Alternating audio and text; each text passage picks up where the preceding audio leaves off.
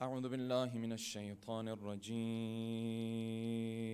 بسم الله الرحمن الرحيم الحمد لله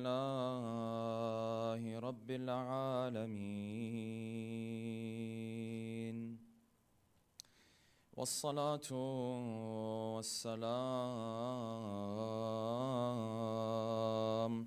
على سيدنا ونبينا وحبيب قلوبنا وشفيع ذنوبنا وطبيب نفوسنا أبي القاسم محمد اللهم صل على محمد وعلى أهل بيته الطيبين الطاهرين واللعنة الدائم على أعدائهم أجمعين أما بعد فقد قال الله الحكيم في محكم كتابه الكريم أعوذ بالله من الشيطان الرجيم يا أيها الذين آمنوا اذكروا نعمة الله عليكم إذ جاءتكم جنود فأرسلنا عليهم ريحا وجنودا لم تروها وكان الله بما تعملون بصيرا إذ جاءوكم من فوقكم ومن أسفل منكم وإذ زاغت الأبصار وبلغت القلوب الحناجر وتظنون بالله الظنونا هنالك ابتلي المؤمنون وزلزلوا زلزالا شديدا صدق الله العلي العظيم صلوات الله. For the love of our beloved Prophet and his beloved progeny, please recite a second loud salawat.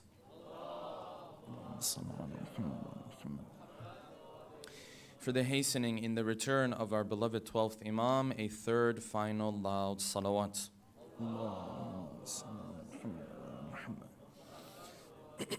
We ended yesterday's discussion on the second part of the Battle of Uhud, after the mushrikeen had come to the outskirts of Medina, and the Prophet left the city of Medina and went to war with them. And this battle that started out as a victory slowly started to turn into a defeat. But it was with the wisdom of the Prophet and with the support of Allah subhanahu wa ta'ala that he took this defeat and turned it into a victory. And that was because when the Muslims all turned away from the Prophet and they started to run away, the Quran says, إِذْ تُسْعِدُونَ وَلَا تَلْوُونَ عَلَىٰ أَحَدٍ, when you were running for your lives and you could care less that the Prophet is standing there and pleading for you to return back to him, we mentioned that the only person who stood and stayed and was playing a big role was Ali ibn Abi Talib. And that is because this narration, recite a salawat please. Allahumma salli ala Muhammad wa ala Muhammad. That is because this narration that Shia and Sunni have narrated, that the Malaika looked at what Ali ibn Abi Talib was doing and they spoke to the Prophet and they said, لَقَدْ عَجِبَتِ الْمَلَائِكَةُ. The Malaika are surprised by the muwasat and the assistance that this young man is giving to you, O Muhammad. And the Prophet responded to Jibreel and he said, وَمَا يَمْنَعُهُ. And why wouldn't he do this? إِنَّهُ مِنِّي وَأَنَا مِنْ. He's from me and I am from him. And hence, all the dispute that we have in history about who was there, how many were there 7, were they 9, were they from Quraysh, were they from Ansar, were they from Muhajirin, all of this dispute goes away because at the end of the day, the Malaika only said this about the work and the effect of one of these individuals, and that shows that his role was the key role and the most important role. And it's just interesting, sometimes you hear people, they discuss the seerah of the Prophet. They'll go through the whole battle of Uhud, there won't even be a mention of Ali ibn Abi Talib. It really brings pain to our hearts, really. Nonetheless, this army is now coming back and the Prophet was able to take them, give them moral support. When Abu Sufyan came and started to say those lines that he said, The Prophet taught the Muslims how to respond to Abu Sufyan. When they went back to Medina, the munafiqeen came now and they say, we told you not to listen to Muhammad. Look at how you got massacred. And the Quran responded to them. And the Quran said, قُلْ لَوْ كُنْتُمْ فِي بُيُوتِكُمْ لَبَرَزَ الَّذِينَ كُتِبَ عَلَيْهِمُ الْقَتْلُ إِلَى مَضَاجِعِهِمْ. That if you were in your beds, and those who were supposed to leave this world on this day, death would have come into their beds. And they would have left this world anyways. Number one. Number two, وَلَا تَحْسَبَنَّ الَّذِينَ قُتِلُوا أَمْوَاتًا. Don't think that these who have been killed, فِي سَبِيلِ اللَّهِ أَمْوَاتًا, that they're dead. They're not dead even. So the whole premise of your criticism doesn't even make sense fundamentally. And the Prophet was able to salvage something out of this battle. This is where we ended our discussion yesterday. Tonight, inshallah, we're going to move on to another chapter between tonight and tomorrow night from the life of the Prophet and the seerah of the Prophet, and that is none but the battle of Ahzab. Every time the Prophet goes through a battle, you would assume that things are going to get easier from this point onwards. In reality, things get more and more difficult. As time goes on, more people join Islam, but the problems that the Muslims now have to deal with get bigger and bigger as well. It's kind of how life works, in general. And so, tonight, inshallah, we'll be discussing the Battle of Ahzab and the many lessons that can be learned from it. And in order to do that, we will pose the following questions. Number one, how did the Battle of Ahzab begin? And who was the key and chief instigator of the different tribes coming together against our Holy Prophet? Number two, how did the Jewish tribes of Khaybar convince so many other tribes to join them in this effort to go and oppose the Prophet? And what did they promise them in return for joining the army of the Ahzab? Number three, what glad tidings did the Prophet give to his companions when they were digging the trench?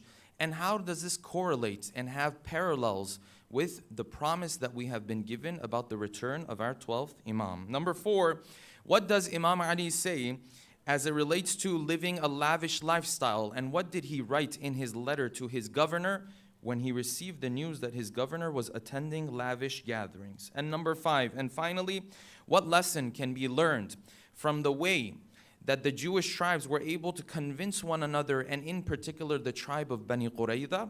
What lesson can we learn from that? Tonight, inshallah, we'll delve into these 5 questions with a loud salawat ala Muhammadin wa ali Muhammad.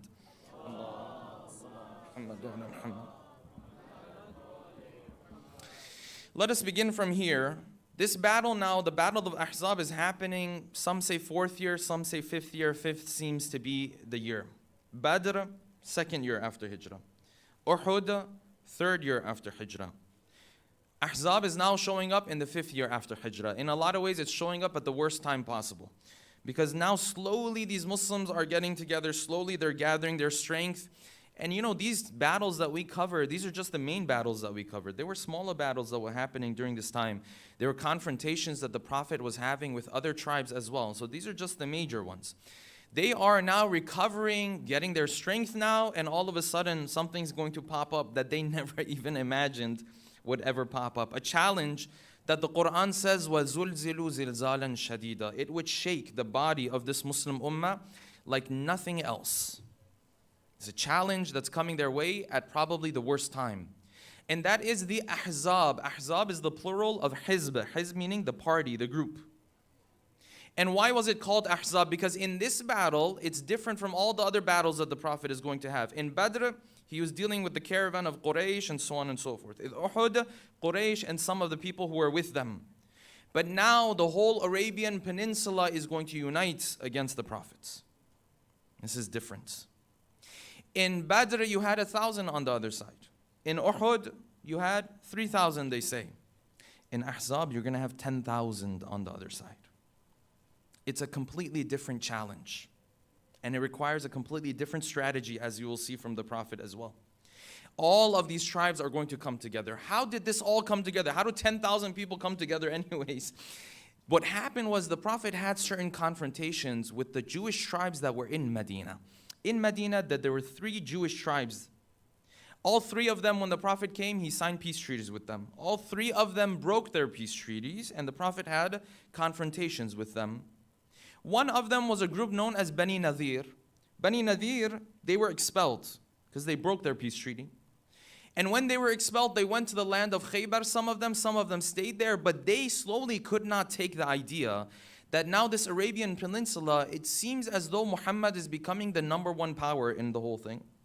Before, the Jewish people, they had their own status. In fact, the Arab, when they looked at the Jewish people, they looked at people who were higher in status than them. Because the Jewish people had culture, the Jewish people had a Sharia already, they had a religion, they had a history, they had all of this kind of stuff. The Arab didn't have any of this stuff. If you remember, we discussed on the first night, they didn't have any of this stuff. And so they looked at them and they felt inferior towards the Jewish people.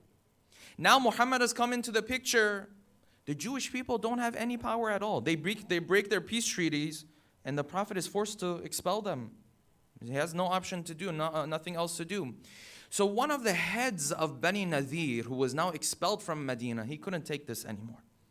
And he knows that our numbers are not that big. Jewish people didn't have the biggest presence. So he said, we have to come together and think about what we're going to do. So what did he do? His name was Huyay ibn Akhtab. Huyay ibn Akhtab.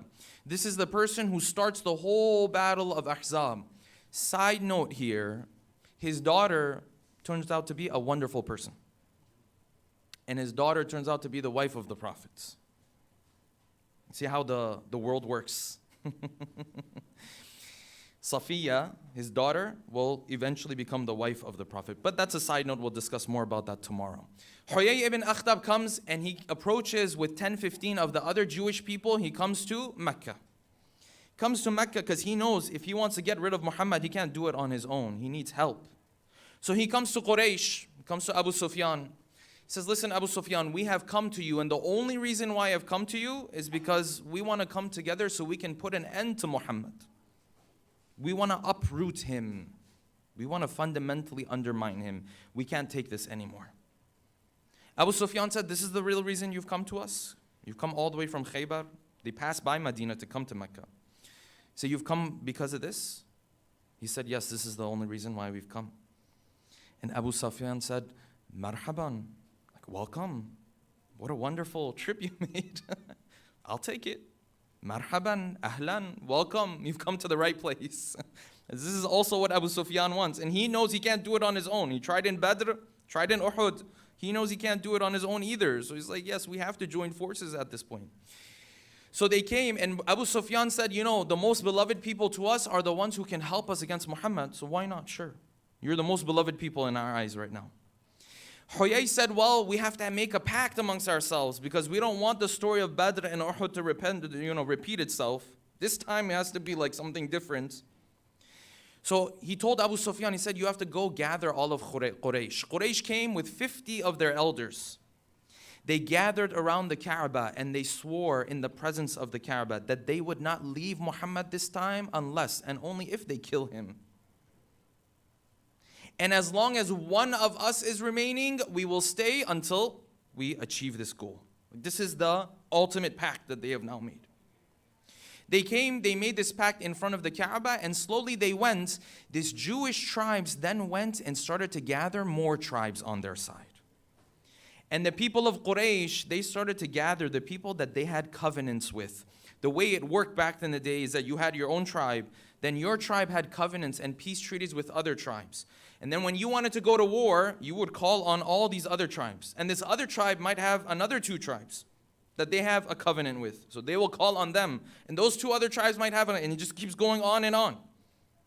So they started to gather everything, and you find that the Jewish tribes and Quraysh, they were willing to give anything and everything.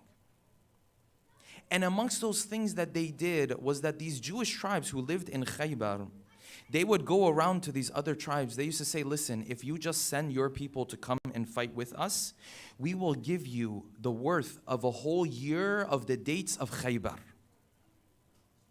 This is a lot of money. Khaybar was known for its dates. And they promised these things to different tribes so that they could get all the power that they possibly could, because they felt like this is the final time we're going to do this. We have to do it right. Do it once, you do it right. That's it. We tried before, we failed. This time it's going to be different. And I want to make a side note here, real quick, that this Khaybar was where the Garden of Fadak also was. The Garden of Fadak. And this is why you find after the issue of Khilafat came up and the Khulafa came into the picture, this is why this was one of the first things they took away. Because this wasn't just some garden that you go walk in and have a good time in. This was an economic asset. See, right now, these Jewish tribes, they're promising what? They're promising the harvest of a whole year, and tribes are joining them. This is how much wealth it was. It wasn't the simple thing. Fadak was an economic asset for Ahl Bayt. And this is why, when the issue of Khilafat came up, this is one of the first things they took away. Because this was a lot of money sitting there. You could do a lot of things with Fadak. These Jewish people, they go around, they say, we'll give you the dates of a whole year of Khaybar. Well, Fadak is part of this. This is why it was so important. They start to promise tribe after tribe after tribe. Slowly, these tribes start to gather. And as these tribes start to gather, then you see it's no longer just Quraysh. There is Quraysh, and then there's Bani Sulaym, and then there are the Farazis, and then there's this tribe. 10, 15 different tribes have now come together. And they put together an army of 10,000. You're 10,000 strong now. At this point, there's no reason for you to doubt at all that you will not be able to defeat Muhammad. You feel victorious already just walking amongst this tribe. Right? You all feel victorious just walking amongst this army. News comes to the prophets. And the narration says they gave the news to the Prophet, and the person rode his horse over 4 days to the Prophet. This is like very quick between Mecca and Medina. Otherwise, on foot, it would take you 10, 15, 20 days. It would take you a long time. 4 days, he gets over there. They give the news to the Prophet. And the Prophet initially did exactly what he did in Uhud. When they brought him the letter, he said, don't read the letter out loud. It's my companions, they will panic. Secretly, they gave him the news that this time Ahzab is coming, and it's not just Quraysh, it's all of these people together. And you can imagine the sense that's now building in Medina. Why? Because Medina, not only was it by itself now, Medina was also going through a drought as well. And Medina was that place where most of its wealth came through the crops that you would plant and so on and so forth. It wasn't like Mecca where you had animals, and it was what? It was farms.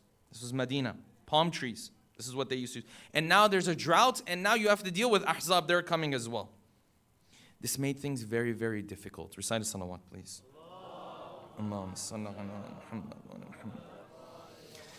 He gathered his companions. He said, we have to consult. This was the Prophet again consulting. And everyone gave their own opinion. And there's dispute here. Did the Prophet come up with this suggestion, or was it Salman who came up with this suggestion? Or did the Prophet come up with it and then Salman was the one who pushed it in this gathering and people agreed to it? There's dispute about this. Nonetheless, they had dispute about, should we leave Medina? Should we stay in Medina? This was always the question, yes? But now this time, they said, you know what? We cannot leave Medina. The numbers are too high. You go out there, you'll be swallowed. They said, we will stay in Medina, but the only thing that we can do is to dig a ditch or a trench around Medina. It's the only thing that we can do. And Salman then, he pushed this idea of the Prophet in the gathering. He said, Ya Rasulullah, when I was in Persia, this is what we used to do. The Arab, they were not familiar with this tactic. They used to do this. Salman said, no, I think that this is something we should do, because when we were over there, this is what we used to do. Now you have to remember, Salman has been away from the Prophet for 13 years of his prophethood. He's only joined him where? He's only joined him now in Medina. If you remember the story of Salman, he wasn't there with the Prophet in Mecca. He came when he was in Medina. He was still a slave at that point, yes? The Prophet helped him be freed, and then he joined the Prophet. He said, this is what we need to do. The Muslims agreed to this. And they started to dig this trench around Medina. Now, you have to understand, Medina, it's a city. When you have a city, building this trench around the whole thing, it's not possible. Especially because you don't have time. The army's already on its way. The time between this army has left Mecca to get to Medina, 12 days, 13 days, something like that. You don't have 10 months. You don't have a year. In 10 days, 12 days, you got to figure out what you're going to do, because there's 10,000 people who are going to come. They're all thirsty for your blood. This is the position that the Muslims were in. Extremely scary. So they started to dig this trench. And the narration says that they dug the trench in the north of Medina, Because thankfully Medina was in a position where there were some mountains and some natural obstacles around it on the other sides. And this is the only reason why they were able to, dig this trench. Otherwise, you wouldn't have the time to build a trench around the whole city.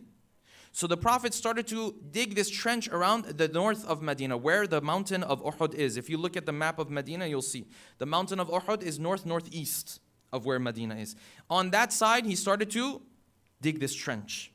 And historians have mentioned the depth of this trench and how long it was and so on and so forth. And it was a sizable trench. It's something maybe 7, 8, 10 feet in depth. It's not a small thing. And the idea here was that either you wouldn't be able to get your horse over it, or you wouldn't be able to get over it yourself. Or even if you were able to get over it, there would be archers on the other side that would take care of you, because you would be at a disadvantage, you would be at a lower position. By the time you got out of the trench, it would be trouble for you. And it's not like 10 or 15 people are coming from the other side. 10,000 people are coming from the other side. You need a clear passage to go through. This was the idea behind the trench. They started to dig this trench, and then the narration says so beautifully that as these Muslims were digging this trench, they were hungry because there was this drought. And at the same time was running out for them too. So as they were digging this trench, the narration says the Prophet used to come and he used to dig the trench with them. And the same way the Prophet used to work with the Muslims when he was building Masjid al-Quba and Masjid al-Nabi, now he was with the Muslims, he was building and digging this trench himself. And the narration says the Prophet was so hungry, and the Muslims were so hungry in these moments, that they used to take rocks and stones and tie it to their stomachs. This is something they used to do so that you would feel like your stomach is full. It's not, but you would feel like your stomach is full. And narration after narration says we saw the Prophet, we saw everyone had one stone stuck to his stomach. We saw the Prophet had 2 stones, because he was even hungrier than the others.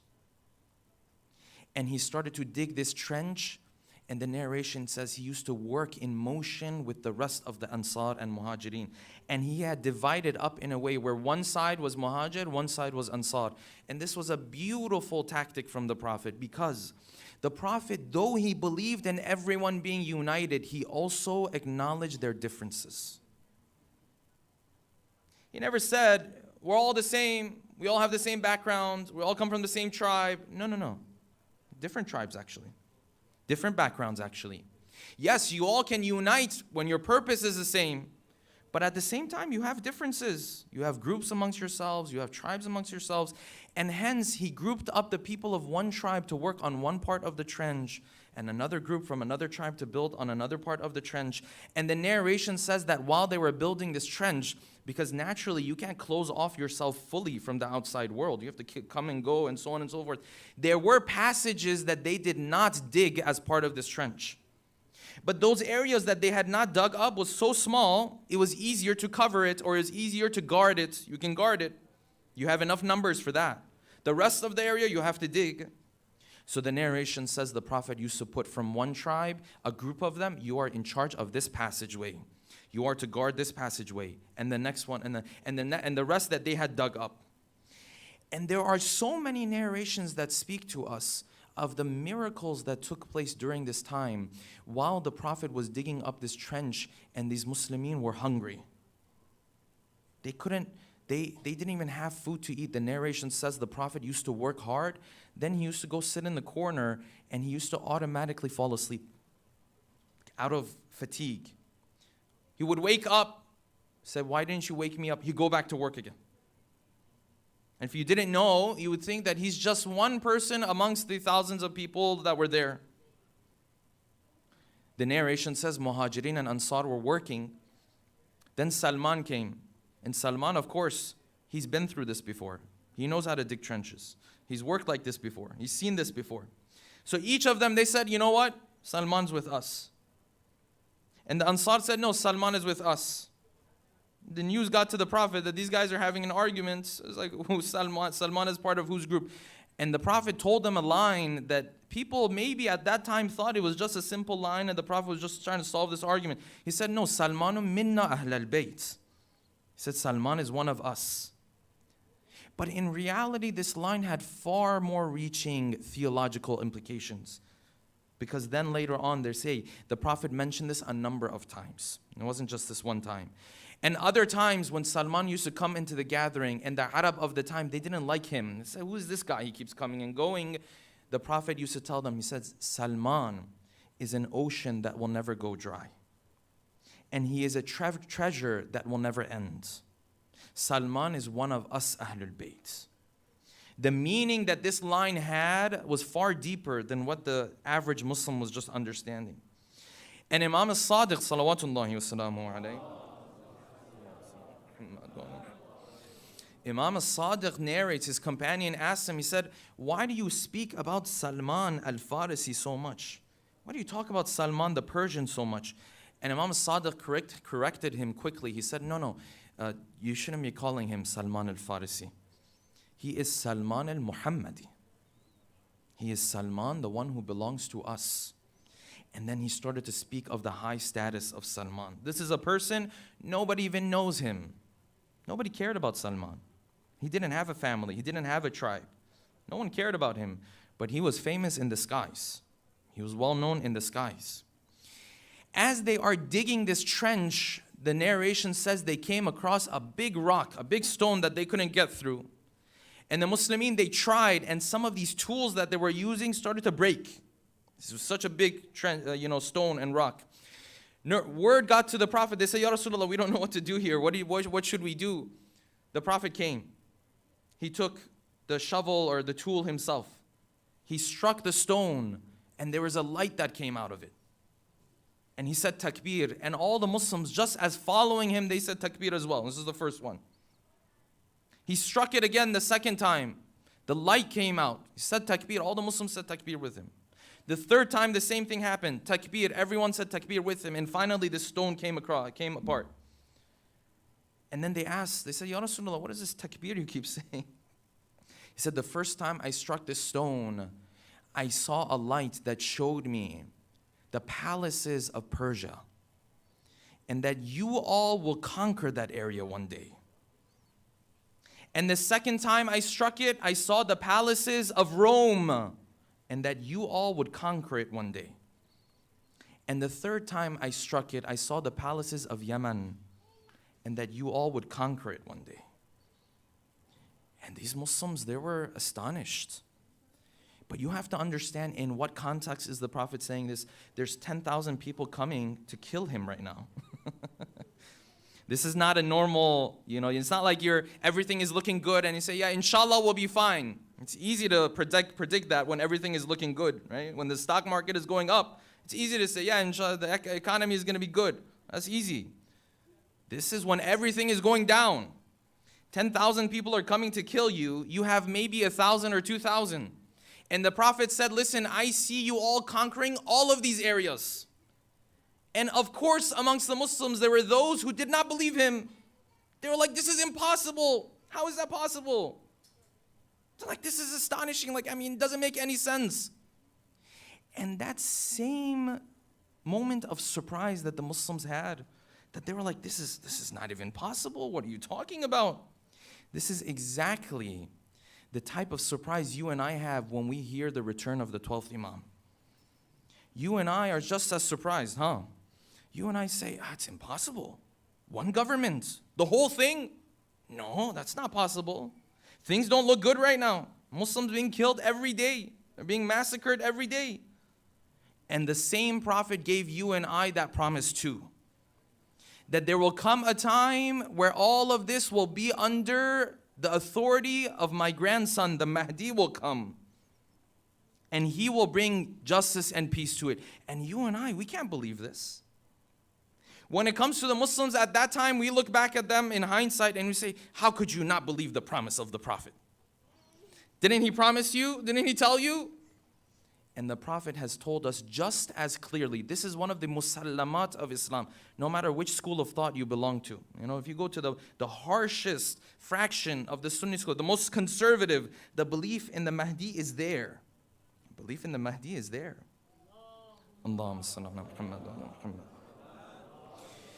The Prophet gave us that same promise. Of course you and I sit there and say, how is this even possible?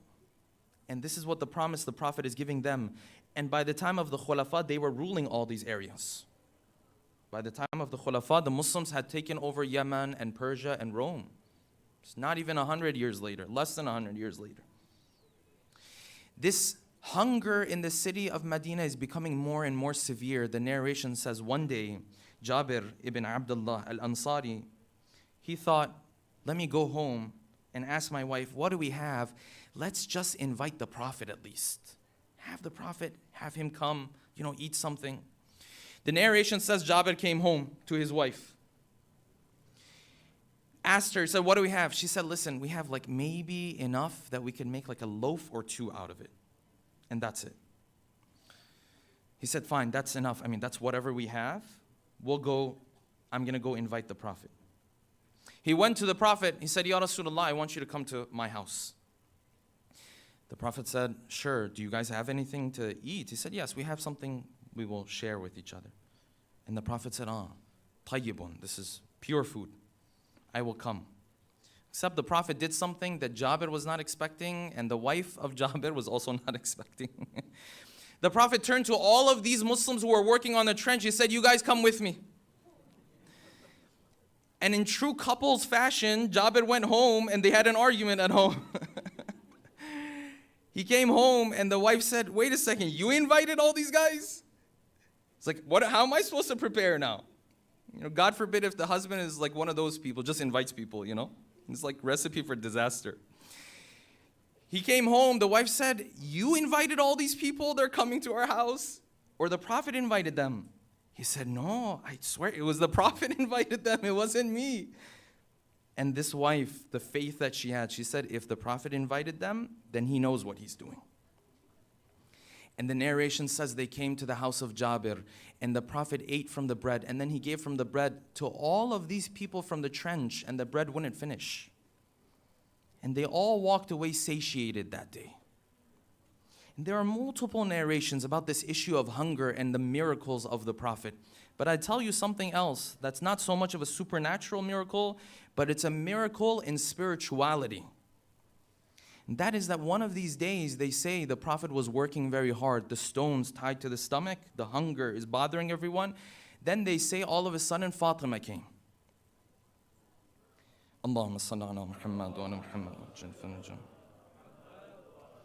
The Prophet comes, and with him, Fatima approached him. And she had in her hand a little loaf of bread.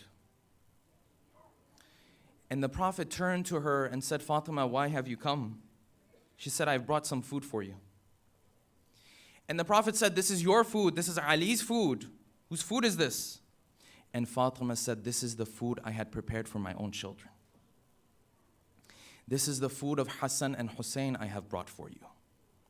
I was going to give to them, but I know you're working. You don't have anything to eat. This is not a supernatural miracle, but this is a miracle in sacrifice. This is a miracle in spirituality. And the Prophet took it and he praised Fatima and he said, this is the first thing your father is eating after 3 days. This is how these Muslims had started to dig up this trench until the point came where now the Ahzab were coming. And Ali ibn Abi Talib is watching all of this, and he's learning from the sacrifice and the compromise of the Prophet and how he puts himself through hunger for the sake of others. And this is why years later, Prophet is not around anymore. 24 years later, Ali becomes Khalifa. His governor in Basra, they invite him to a lavish gathering. And Ali ibn Abi Talib finds out about this. And then he writes a letter to his governor, Uthman ibn Hunayf. And this letter is so powerful. It's in Nahj al-Balagha. He said, Uthman, how could you go and sit in this lavish gathering? Because he was a representative of Ali. If you're just on your own, that's one thing. You're representing my government, yes? He said, Ibn Hunayf, how could you go and sit in this lavish gathering when your imam, the only thing he eats is 1 or 2 dates and a couple loaves of bread? And you went and sat in this lavish gathering? And then he continued and he said, Wallah, I swear by Allah, if I wanted to, لَهْتَدَيْتُ إِلَى مُصَفَّ الْعَسَلِ, I could have had the sweetest of honeys delivered to me. And I could have had the core of wheat delivered to me. You know, that fine flour, the best of foods. And I could have been the one choosing between the types of foods that are brought to me. But I would never do this because my ego and my nafs would get the best of me. And then he said, why should my stomach be full? This is Ali that we will never understand. We will never understand this man. This is Ali, he said, why should my stomach be full? When maybe all the way in Hijaz, he's in Iraq now, maybe all the way in Hijaz, there is someone who's hungry at night. And why should I drink from the best of drinks when there is maybe someone who is thirsty right now? This is a level you and I will never understand. But this Ali is learning this from who? He's learning it from his master, the prophets. He's seeing this role model in front of him. If we can please recite a salawat on both sides and move forward.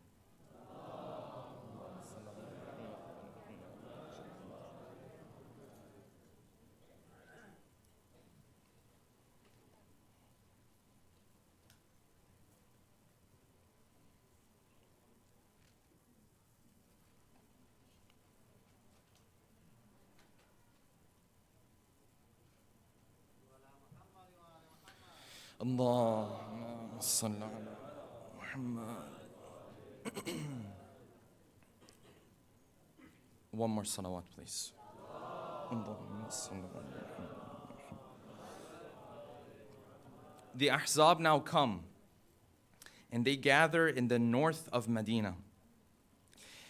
And the Quran says the moment these 10,000 strong came to the north of Medina, you can imagine how the hearts are beating.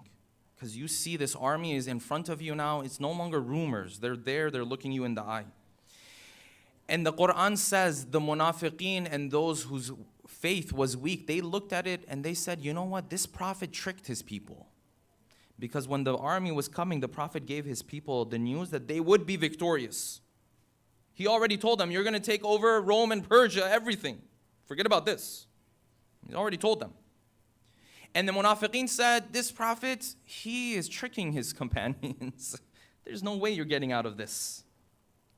And the Quran says, when the believers saw this Ahzab in front of them, they said, this is exactly what Allah and His Prophet had promised to us. This is exactly what they told us is going to happen. The reaction was completely different for the two groups. The Ahzab come, and they now are going to lay siege to Medina. This Medina that's already under drought, now you really can't go out and in. Now you can't get any food from outside because the siege is going to be set. And this siege is going to be set to the city of Medina for over a month. It's going to pressure these Muslims every single day. And you would think that things cannot get any worse than they already have. Like God cannot push these Muslims more than He possibly can. Except He would. And except He can. Because then it says that one of the three tribes who was still in Medina, those three Jewish tribes that we had, two of them were already expelled. There was one left in Medina. This tribe was called Bani Qurayza. This one tribe who was left in Medina, Abu Sufyan sent word to them that we need you to break your peace treaty and betray Muhammad from within Medina. They are not outside of Medina now. They are in Medina. The narration says the Prophet dug the trench in the north. He sent all the women and the children to the south because that would be the area where they would be the furthest from the battlefield. And guess who's in the south? The Jewish tribe of Bani Qurayza is in the south. Now imagine you have 10,000 on the other side, but within your own rings and your own city, you have a tribe that is extremely strong because all of these Jewish tribes, they would not fight too much. You know what they had? They had castles. This was their way of doing things. You had a problem with them, they would go in their castle. That's it. You can't do anything. This castle is so strong that you can't do anything. That's what happened in Constantinople. Why did it take so long to take over? Because they had the castles that you could never, ever infiltrate. And Bani Qurayza are in their castle. Abu Sufyan sends word to them, and Huyay ibn Akhtab, the head of Bani Nadir, the other Jewish tribe, starts to come into Medina. And of course, you can't come in with an army. 1 or 2 people, they can make their way into Medina. They made their way into Medina. And he came to the head of Bani Qurayza, this Jewish tribe that is in Medina. His name was Ka'b. The moment he came in, he said, Ka'b, I've come to speak to you about Muhammad. Now take a look at how things are going to change in these moments. He came to him, he said, I have come to speak to you about Muhammad and breaking your peace treaty with Muhammad. And Ka'b, the head of Banu Qurayza, said, no, I can't even talk to you. Because Muhammad has done nothing but good to us. We had a peace treaty with him. He's not hurt any one of us. He has supported us. He has protected us. I don't even want to talk to you. This is initially how Ka'b responded. And then Huyay came back to him. He said, just open the door. Let me just talk to you. Just sit down. Because he had closed the door to the castle. He wouldn't allow him in. He kept going back and forth until finally Ka'b gave in. He said, okay, fine, come in. He came in. Huyay walked in and then he guilt-tripped him into joining him. He said, Ka'b, aren't you embarrassed? I've gathered all the tribes in Arabia. They're all waiting for you. All gathered, all of these people. I've gone to Quraysh. All of their greats have agreed they have come. The other Jewish tribes, they have agreed to their come. Qatfan has agreed to come. Everyone has come. And now you're telling me you're not going to join us? You're telling me you're not going to break your peace treaty with Muhammad? And as much as Ka'b said no, Huyay kept insisting, and because they knew each other. He kept insisting until a point came where Ka'b agreed. He said, you know what? Yes, we will do this. And Huyay gave him a promise that, listen, we will support you. You guys go from inside. We are already outside. This is the end of everything. When the news of this got to the Prophet, this really made the Prophet concerned. It made him sad. Not because he feels like he's going to lose this battle. He already knows. But about the treachery, the treason. We had a peace treaty with each other. And Islam takes that very seriously. You give your word. You give your word to the worst person on earth. You have to hold your word. You have to keep your promise. The Prophet heard about this. And then the Muslims started to hear about this as well. And this is where in their minds all chaos broke loose. And the Quran says in those moments, you felt like you were being attacked from the top and the bottom. And in reality, they were being attacked from the bottom and the top. Why? Because in the north, Ahzab had come. In the south of Medina, Banu Qurayza has now broken their peace treaty. And the Prophet sent word and he said, go and verify. He sent companions of his to verify because he didn't want this to just be a rumor. This is a big deal. He sent companions of his to go and verify. They went and spoke with Ka'b. And Ka'b said, listen, I'm going to tear up the peace treaty in front of you. This is over. And the Quran says, in those moments, the Muslims were under so much pressure. وَإِذْ زَاغَتِ الْأَبْصَارِ It's almost as if their eyes started to see blurry. You know when you're in shock so much, you don't even see the thing that's in front of you. This is what the Quran is describing. It's like these guys were in shock so much. They didn't know what to do in these moments.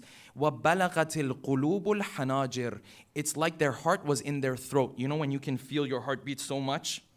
Feel like your heart is just jumping out. This is what the Quran says. This is not hadith or narration or we don't know, is it? No, this is word by word from Quran, yes? وَبَلَغَتِ الْقُلُوبُ الْحَنَاجِرِ وَتَظُنُّونَ بِاللَّهِ الظُّنُونَ And in those moments, you started to doubt the promise of God. And you said, this God of ours, I know He promised us and everything, but look at what's happening. This is not what we wanted. And this is about to look like the biggest defeat that the Muslims will ever take on. And it's about to look like the greatest casualties that they will ever give. But how will Allah subhanahu wa ta'ala take this moment and change it? And who will play a big role in all of this? And how will this battle turn into that one battle of the Prophet that though the people taking part in it are the greatest ever, the Muslims will give the least casualties in any of the battles.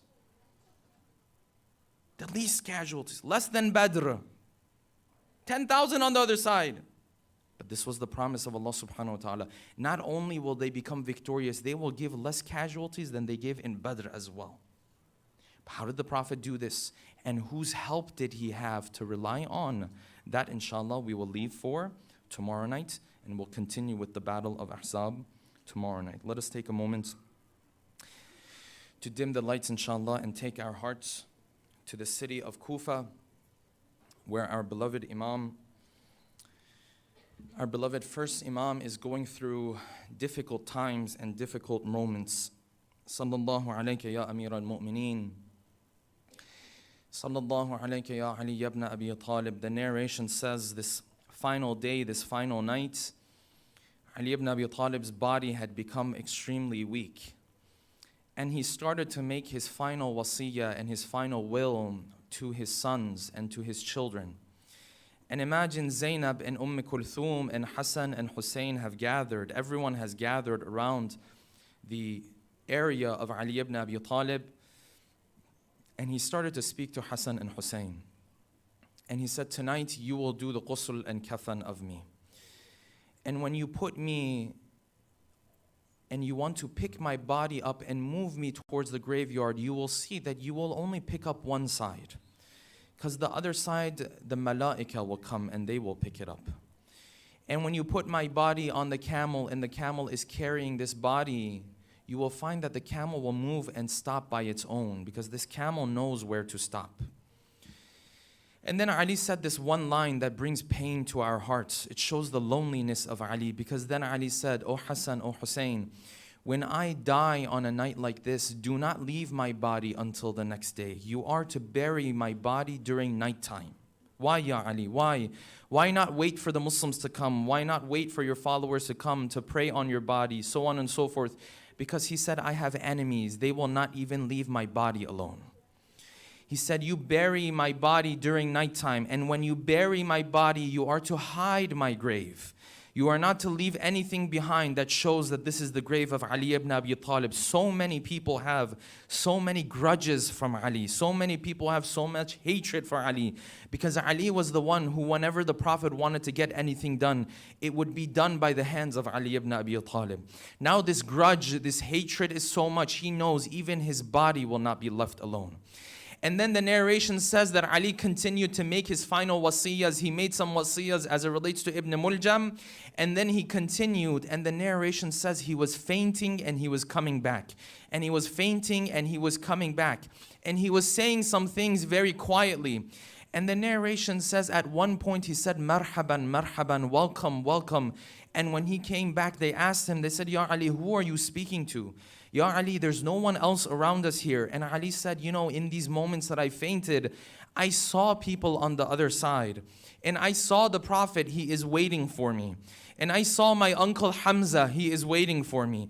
And I saw Ja'far ibn Abi Talib, my brother, and he is waiting for me. And then maybe he paused for a moment, and then he said, there's one more person I also saw waiting for me. And this is no one but Fatima. I also saw Fatima waiting for me. And the narration says he took his final breaths and then he closed his eyes. And now the house of Ali turns into a household of orphans. And the narrations say they took this body and they did the ghusl and kafan in the middle of the night. How lonely is Ali? They took his body in the middle of the night, they buried it. And imagine what happens to this house when they come back after they've buried their own father. Imagine what Hassan and Hussein and Kulthum and Zainab are going through when they come back to this house and they see the place of Ali is now empty. There is no more welcoming father. There is no more compassionate father. Imagine how quiet and how sad this house becomes on a night like this. And the narration says years later, the companion of the sixth Imam, he says, I was with the sixth Imam, I was on a trip. And we were going from Medina and we were passing by the city of Kufa. And he says, all of a sudden, I saw Imam As-Sadiq, he distanced himself from this caravan. This caravan moved forward. Then I saw Imam As-Sadiq got off of his camel. He came and he walked away from the caravan. He took a couple steps forward, then he fell on the ground. He took from the dirt of that ground and he started to smell it. And I turned to Imam As-Sadiq and I said, Ya Abu Abdullah, what is this? Ya Ibn Rasulullah, O son of the Prophet, what is it that you're finding here in the middle of nowhere? And the narration says he cried and cried until he fainted. And when he came back, he said, this is the grave of my grandfather, Ali ibn Abi Talib. This is the grave that has been hidden for so many years. And I asked him, I said, why would this grave be hidden for so many years? And he said, because my grandfather had so many enemies. They knew they wouldn't even leave his body alone after his death. This is the pain that Imam al-Sadiq is going through, just seeing the grave of Ali ibn Abi Talib. But we say to Hassan and Hussein and Zainab and Kulthum on a day like this, on a night like this, Ya Hussein, Ya Hassan, Ya Zainab, Ya Kulthum, at least your father, there was someone to bury him. At least your father, there was someone to gather around him, to give him a funeral. At least he is placed in the ground with respect. At least his body isn't lying around in the plains of Karbala. On the 10th of Muharram, there will come a time where Zainab will not even have the opportunity to bury the body of Hussein. And the narration says after the battlefield came to an end on the 10th of Muharram, then the narrator on the side of Yazid says, I looked upon these tents and I saw this lady running out of the tent, and she was hitting herself, and she ran into the battlefield and she was calling out, Wa Muhammadah wa Aliyah. And I looked closer and I asked, who is this woman? They said, this is Zainab, the daughter of Ali.